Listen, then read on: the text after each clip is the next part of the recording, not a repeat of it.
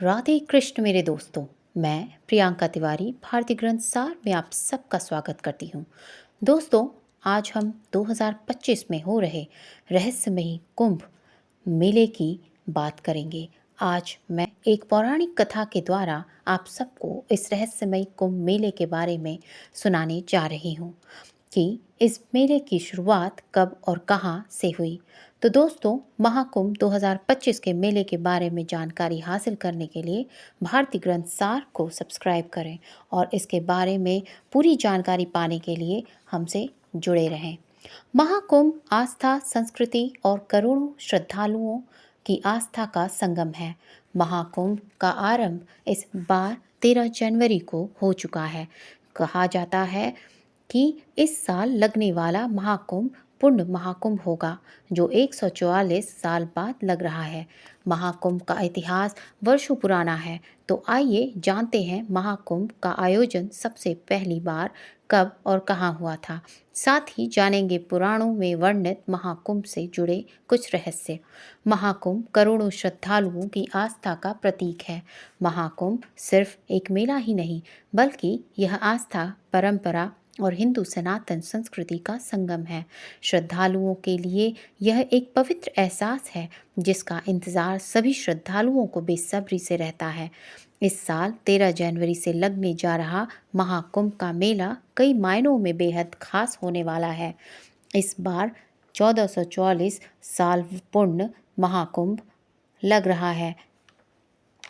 महाकुंभ का आयोजन इस बार प्रयागराज में हो रहा है।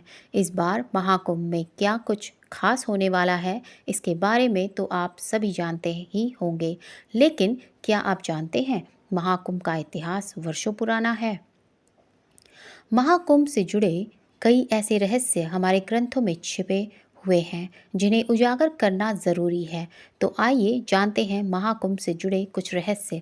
साथ ही जानते हैं कब और कहाँ सबसे पहले हुआ था महाकुंभ का आयोजन। कुछ ग्रंथों में उल्लेख है कि सतयुग से ही इस मेले का आयोजन किया जा रहा है। हजारों साल पहले की बात है।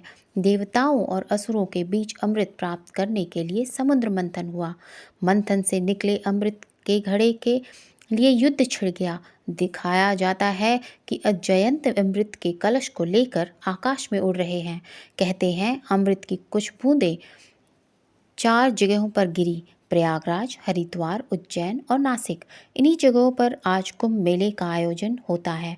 इतिहासकार मानते हैं कि कुंभ मेला पहली बार राजा हर्षवर्धन के समय में संगम पर हुआ। उन्होंने अपनी सारी संपत्ति दान कर दी थी। इस मेले का जिक्र चीनी यात्री नसांग ने भी किया।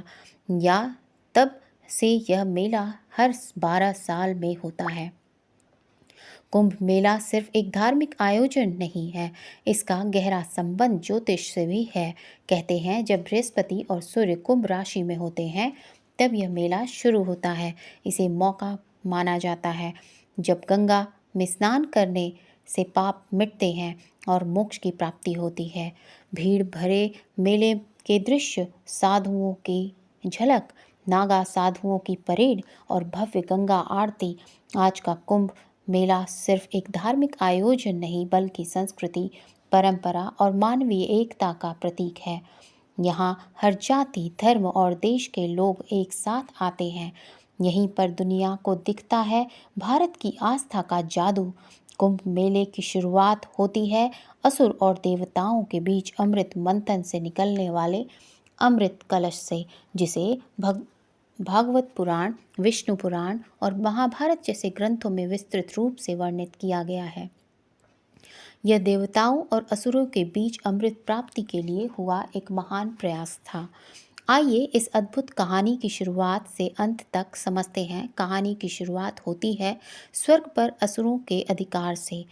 एक समय ऐसा आया जब असुर दानव शक्तिशाली हो गए और उन्होंने देवताओं को स्वर्ग से बाहर निकाल दिया। देवताओं ने भगवान विष्णु से सहायता मांगी।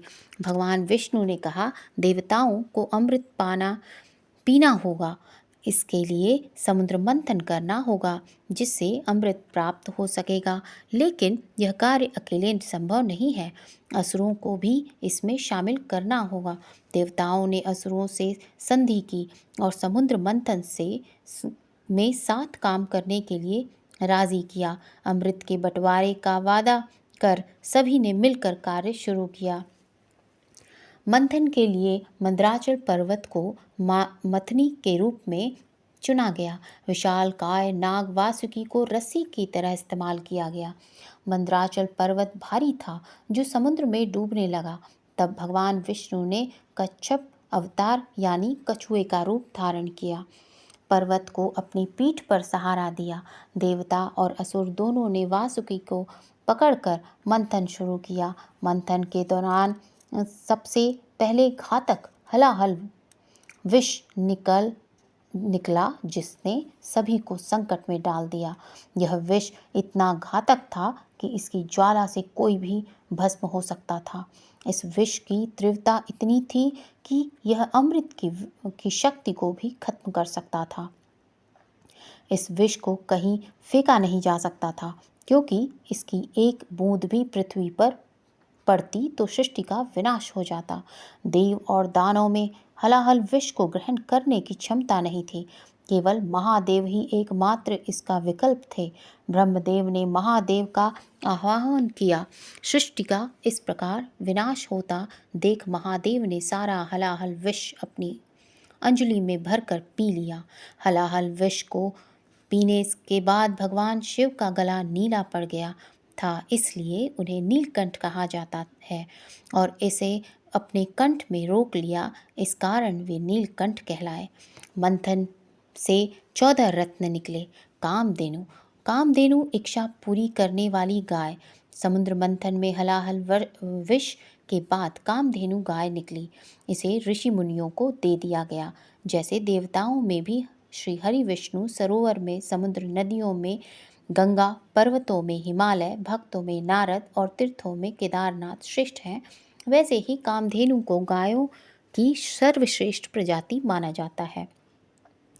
अब मंथन के बाद अगला उच्च श्रवास्ति घोड़ा निकला, जो कि उच्च श्रेणी का घोड़ा था।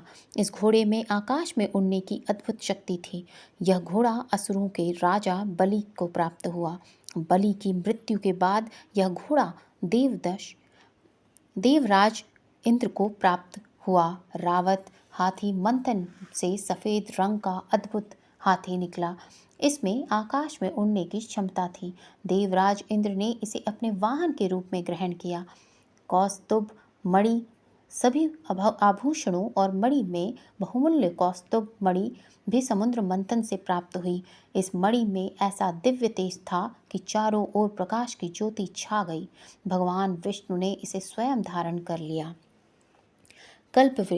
कल्प वृक्ष एक दिव्य औषधि वाला वृक्ष है। इसमें कई बीमारियों का उपचार करने की शक्ति है।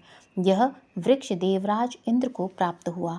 देवराज इंद्र ने कल्प वृक्ष को हिमालय पर्वत के उत्तर दिशा को सुरका स्थल पर लगाया।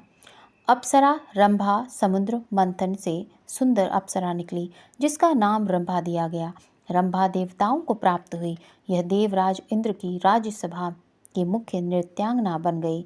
लक्ष्मी देवी धन और सौंदर्य की देवी। भगवान विष्णु के आदेश पर ही समुद्र मंथन किया गया था। समुद्र मंथन कराने का भगवान विष्णु का मुख्य उद्देश्य देवी लक्ष्मी को पुनः प्राप्त करना था, क्योंकि जब विष्णु की सृष्टि संचालन में व्यस्त थे तब देवी लक्ष्मी समुद्र की गहराइयों में समा गई थी। समुद्र मंथन से देवी लक्ष्मी पुनः बाहर आईं और उन्होंने स्वयं भगवान विष्णु का चयन किया।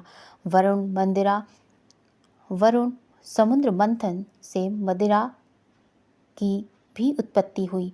इसे वरुणी कहा गया। विष्णु जी ने के आदेश पर वरुणी दानवों को प्राप्त हुई। चंद्रमा की उत्पत्ति भी समुद्र मंथन से ही हुई। जल से उत्पन्न होने के कारण ही चंद्रमा को जल का कारक कहा जाता है। चंद्रमा को भगवान शिव ने अपनी जटाओं में धारण कर लिया। 5 जन्य शंख, समुद्र मंथन से दुर्लभ शंख निकला, जिसे 5 जन्य शंख कहा जाता है। हिंदू धर्म में इस शंख का विशेष महत्व होता है। यह शंख भगवान विष्णु को प्राप्त हुआ, इसलिए कहा जाता है कि जहाँ यह शंख होता है वहाँ भगवान विष्णु और माता लक्ष्मी वास करते हैं।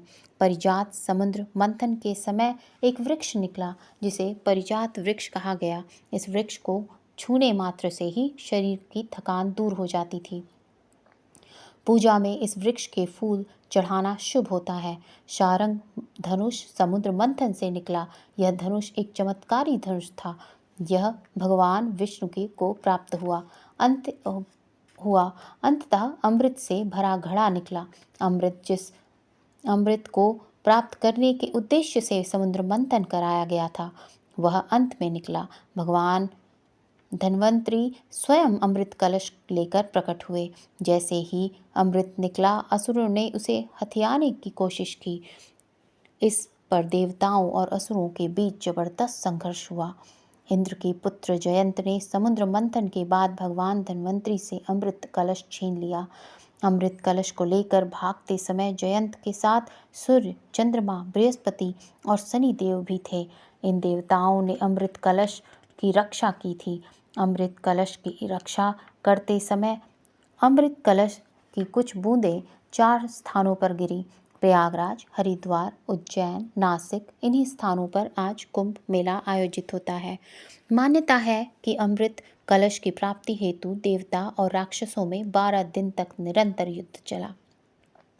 हिंदू पंचांग के अनुसार देवताओं के 12 दिन अर्थात मनुष्यों के 12 वर्ष माने गए हैं। इसलिए कुंभ का आयोजन भी प्रत्येक 12 वर्ष में ही होता है। इसलिए इन जगहों पर धरती का सबसे पवित्र स्थान माना जाता है। मान्यता है कि कुंभ के आयोजन के दौरान इन नदियों का जल अमृत के समान हो जाता है। इसी मान्यता के अनुसार प्रत्येक 144 वर्ष बाद महाकुंभ का आयोजन होता है, जिसका महत्व अन्य कुंभ की अपेक्षा और बढ़ जाता है। वर्तमान में तीर्थराज प्रयाग में पौष मास की पूर्णिमा 13 जनवरी 2025 से माघ मास की पूर्णिमा 26 फरवरी 2025 तक महाकुंभ लगने जा रहा है। ऐसा महाकुंभ जब 12 पूर्ण कुंभ संपन्न हो जाते हैं तब लगता है। 2025 का यह महाकुंभ 144 वर्षों बाद लग रहा है। कतिपय साधक और कल्पवासी लोग शिवरात्रि के बाद कुंभ परिक्षेत्र से अपने गंतव्य की ओर प्रस्थान करते हैं। यहाँ देश विदेश से करोड़ों की संख्या में भक्तगण आकर संगम में स्नान करते, संत महापुरुषों के सद उपदेश को सादर श्रवण कर अपने जीवन को आध्यात्मिक और धार्मिक गतिविधियों से युक्त कर अपने मानव जीवन को धन्य धन्य करते हैं। इसी के साथ हमारा आज का रहस्यमयी महाकुंभ 2025 का ज्ञान समाप्त होता है। दोस्तों, अगर आपको यह ज्ञानवर्धक वीडियोस पसंद आए हो तो इस चैनल को लाइक, शेयर, कमेंट और सब्सक्राइब करें ताकि इसका ज्ञान और दूसरों तक भी पहुंच सके। इस वीडियो को बड़े ही ध्यान से सुनने के लिए आप सबको मेरा धन्यवाद। जय श्री राधे कृष्ण।